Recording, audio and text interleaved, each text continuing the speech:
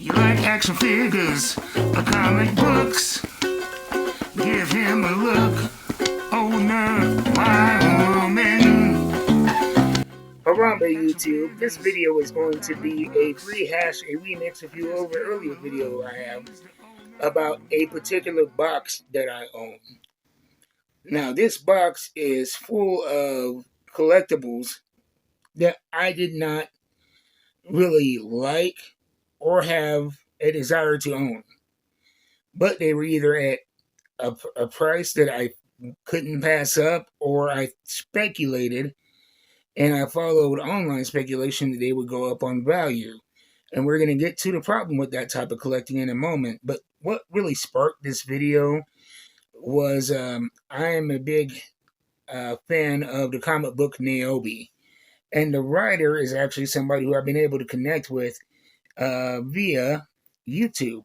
He saw my reviews on his book and he reached out to me. And he is a very cool guy, Larry Higgins. And he does nightly streams and puts out a lot of great videos. I will put a link to his channel in the description to this one. I highly suggest it if you're interested in the inner workings and you want to get some more insight into independent comics. But he released a video about a comic book YouTube creator who I'm not going to mention, but he is a very big name in the online YouTube comic book community. And it seems like every other video I've seen of his, like, well, for one, he has a lot of slabs, a lot of comic books that are packaged. They're not for reading, they are just for value. And when he talks about comic books, it's always as an investment. Anything positive he says, it's about what he can get out of it and what he can get out of comic book YouTube. And then it seems like every other video is trashing comic books and trashing and denigrating the community of comic book fans and the online comic book community. And it's like the guy has a love-hate relationship with comic book collecting. And my theory is because he doesn't do it for the love of the game. And the fact about collecting that I think gets misconstrued, because we've seen shows like American Pickers and Pawn Stars that, you know, we have something in our home that has some kind of unknown value that's going to make us rich. That is not true. When it comes down to it, these are pieces of plastic, pieces of paper made for a few cents with a high markup that 9 times out of 10 will not gain value. And if you have that rare thing that's going to collect value, it's probably not the action figure you think. You know, I have figures that I bought because either, you know, it was going to be the last in a line or the first in a line or a limited run, and I thought that they would go up in value, and you can get them for $3 to $5 on any online shopping site. And there were other figures that I bought just because I really like the wrestler or the comic book hero. And these are action figures that I plan on never getting rid of that have jumped up 10 times in value. Now those, I would say I might have, if I have 3 of those, that would be being generous. There's only one in particular that I know of, and like I said, it's a figure I'm not going to sell, so it's not going to return any value to me. But what the value is for me is, you know, you take a guy like Swerve Strickland and his first AEW action figure. I have been a fan of his since a short-lived show called Lucha Underground, and he wrestled under a mask. I believe he went by the name Killshot, and you know, his journey went from Lucha Underground to the Independents to WWE, and now AEW. And I got to watch the guy go up from the independent scene to become the AEW champion. And his matches created a lot of memories for me. So I wanted to buy this action figure as kind of a, you know, reminder of those good feelings. And I like the way it looks. And I like to, you know, I have a small ring that I use for photography. And I will, you know, pose these in action shots for matches. and take pictures and post them online. And so while who knows how much this figure is worth, it's still very new. And you can get it for under $20.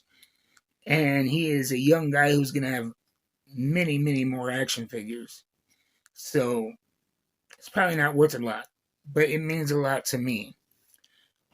Probably my favorite and most treasured action figure is this guy from the Mask line. It was kind of a crossover. It's kind of a mix of G.I. Joe and Transformers, and you would have these cars and the little guys that came with them, and these cars seemed innocuous, but they all transformed into something greater. And so you have this 57 Chevy Bel Air that turns into a tank of sorts.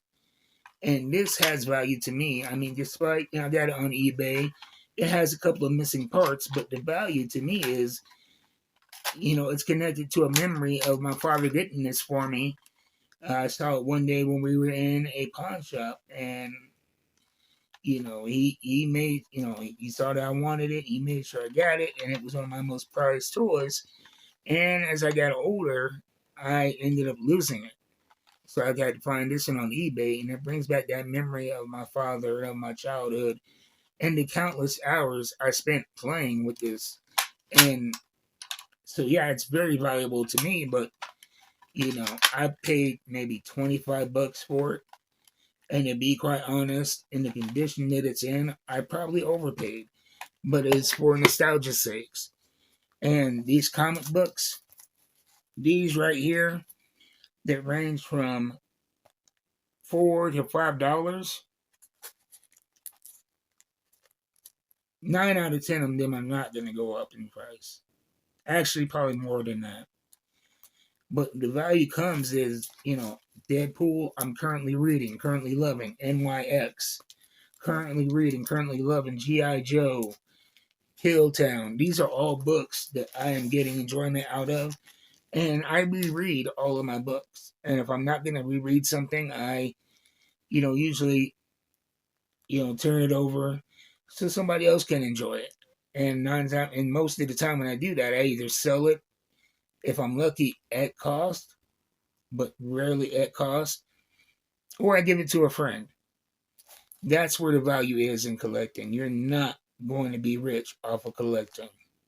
And if you buy from expectations of wanting to get that rare, gold mine of a book, and you spend all this money on stuff that's just going to sit around and collect dust, you are going to be like that unnamed YouTuber that hates collecting and that sees it as a negative, because you're just going to spend money on a bunch of stuff that you don't care about, and you're just going to stick around your house and take up space for something that you do care about. And so if you are a new collector or an old collector that is falling into this trap, buy what you're going to read. Buy what you're going to appreciate. And, you work like that, you're going to be able to save some money, and you're going to have a bunch of stuff around you that you actually do enjoy, as opposed to collecting being a drag or a point of frustration. So that's my advice. Again, don't fall into that trap. I mean, I still have 2 Amazon boxes of action figures that I bought thinking that they were going to go up in price. They've only gone down. And to be honest with you, what I've started doing is, for Christmas, I give them away to neighbor kids. And so that's my thoughts on that. Thank you for watching. And I will see you guys next time, Monday, with another review or discussion on nerd culture. Let me know what you guys think in the comments below. And I'll see you next time.